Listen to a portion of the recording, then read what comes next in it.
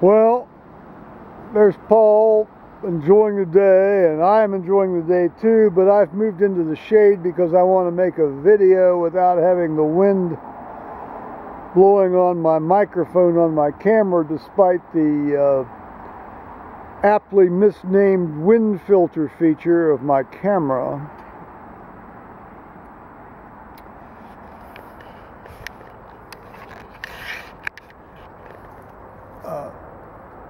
Paul and I did some things this morning that were moderately productive. We did his taxes, which, fortunately, being somewhat simpler than mine, didn't take 3.5, 4 days to do. So we whipped those out on the PDF business, you know, where you type in all the things and print them out, and it looks very spiffy and nice. And so he's gonna file those, and it's just so nice today. It's 71, 69 to 71. Let's see, Paul's going to give us some data here right now. Here, he's looking around. 70. He said 70. Well, it's fine. It's whatever. We got the door open, as you can see, and got the window of the kitchen sink open, and the heater's off, and it's very nice. But we were sitting out here, and I got thinking today about a very, very sad, yet very instructive, as sometimes these things are, moment from when I was in training, my medical training.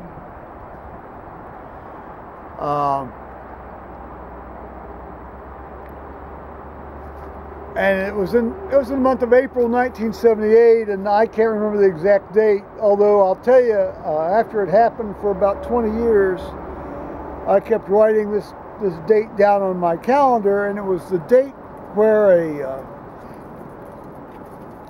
17-year-old guy had been shot on Chittenden Avenue there in Columbus, Ohio, just off the Ohio State University campus, in April of 1978, and was essentially thought to death. He was thought to death by somebody whom I will call the Plate. I will not tell you his name, but his nickname at the university in the residency program, so in the surgical residency program, was the Plate. This was because he had gone down to Florida and done a fellowship sort of thing after his first year of surgery residency.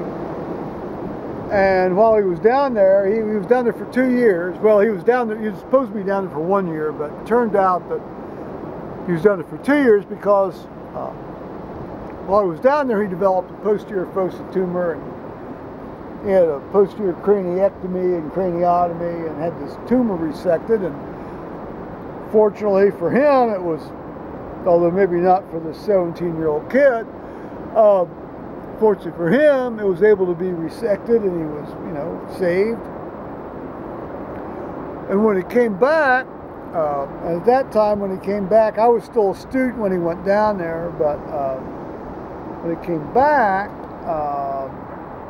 you know, I was then when he came back, I was a first-year anesthesia resident, which means I was my second-year postgraduate training. So when he came back, he had been down in Florida for 2 years, and Dr. Zollinger, who had been his chairman before he, you know, and sent him down to Florida for this fellowship, or allowed him to go down to Florida for this fellowship. He would joke about him. I don't know if he joked with him, but he joked about him. He says, well, once you've had your head cut open, you're never the same, are you? What?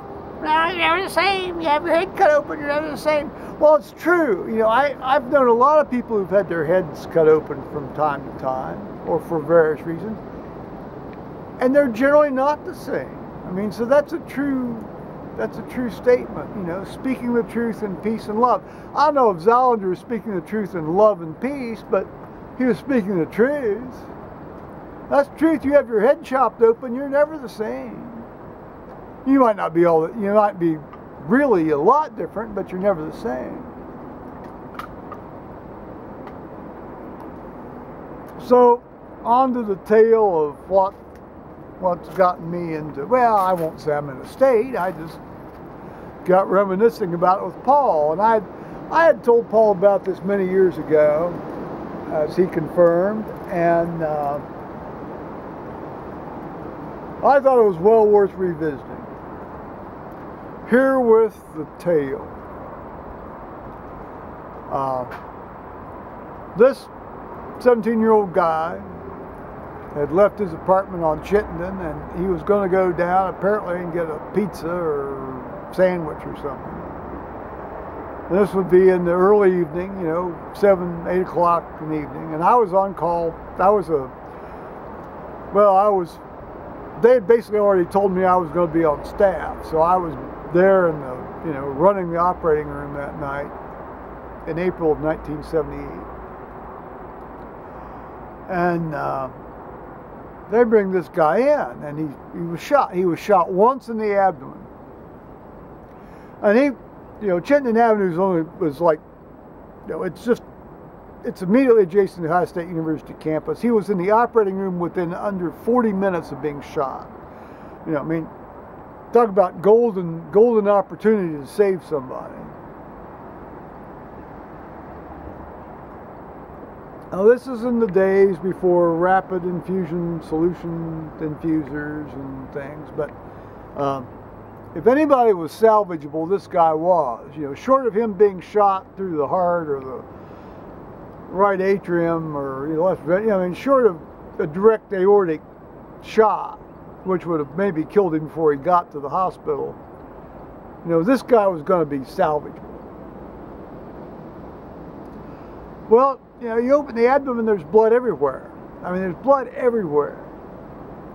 But, strangely enough, there was no, you know, the plate was operating.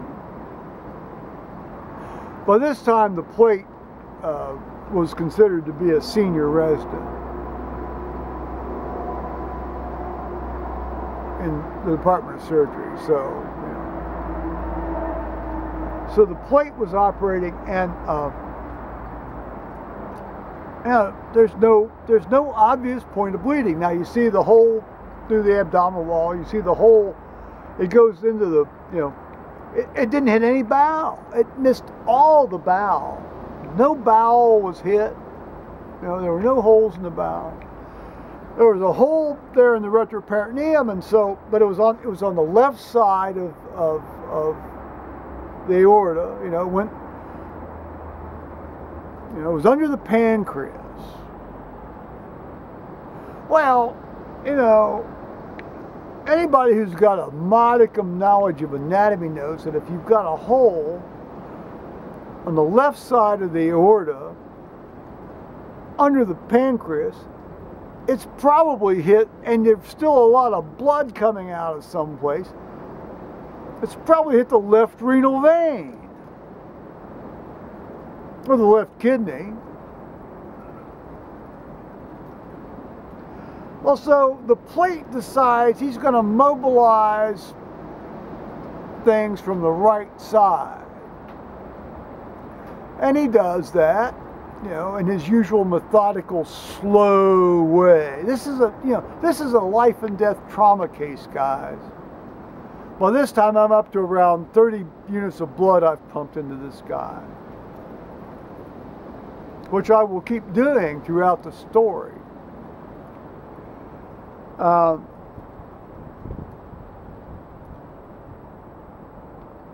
So, you know, he mobilizes stuff. He gets, you know, we can see everything over to the you can see everything over to the aorta.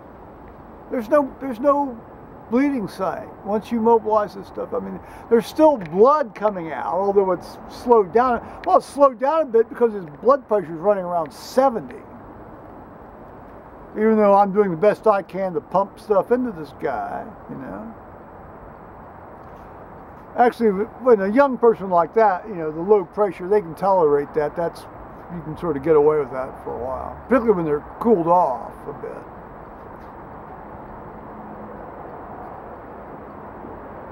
So,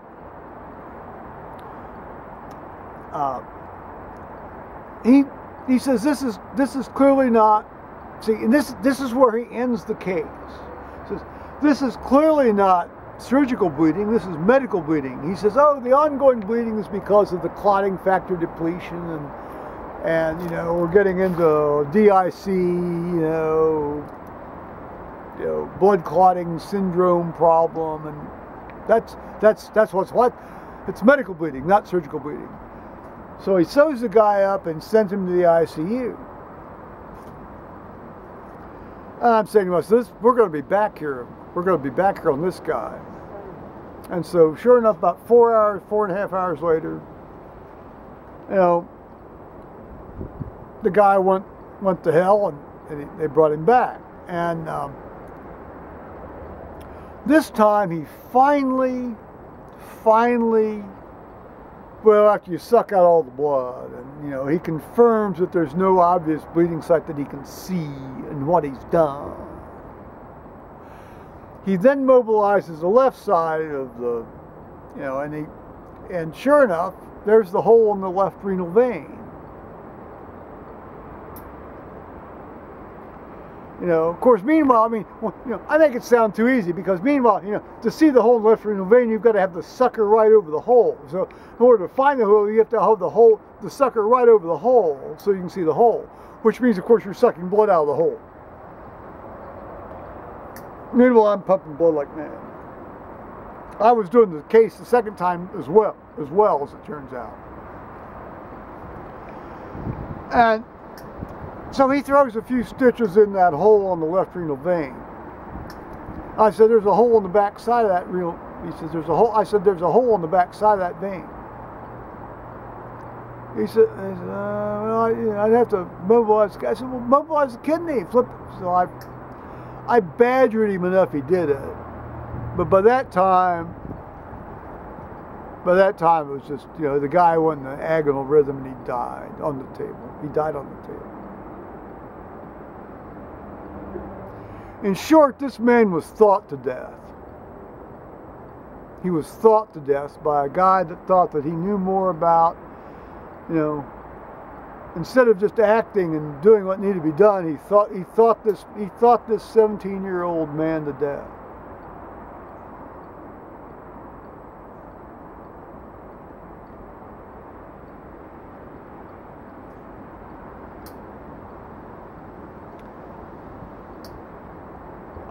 You know, as far as I'm concerned, this guy should have been co-indicted for the murder of this guy. Oh.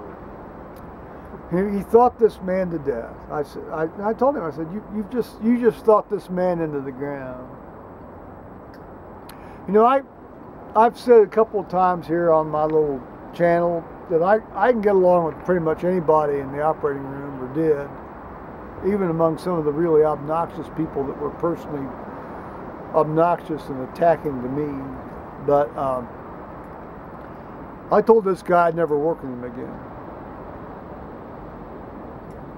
So I told this guy I'd never work with him again. And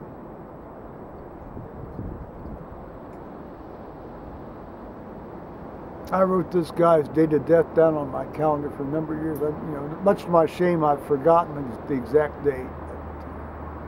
This guy'd be 53 years old now. He's dead.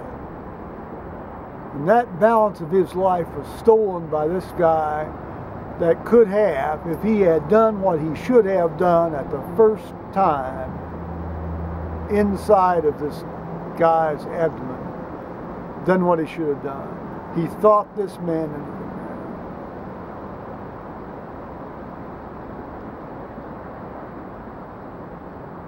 I have rarely been so angry in my entire life.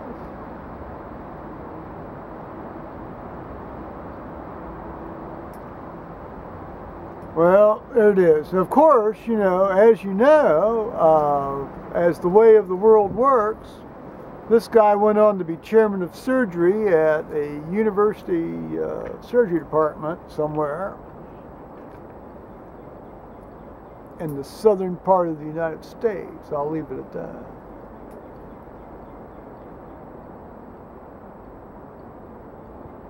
Well, like Dr. Zollinger said, huh? Once you have your head open, you're never the same. Well, I guess he wasn't, was he? And once he thought this guy to the ground, he was never the same either. So on this magnificent day, YouTubers, I'm going to say bye-bye, but first, as my mother would say, I'll leave you with a happier scene.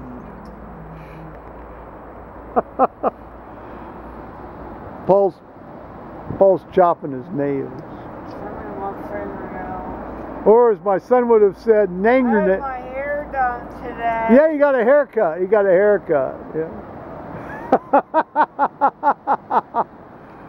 Oh, it's so beautiful. Thanks be to God. All righty. Bye-bye, YouTubers.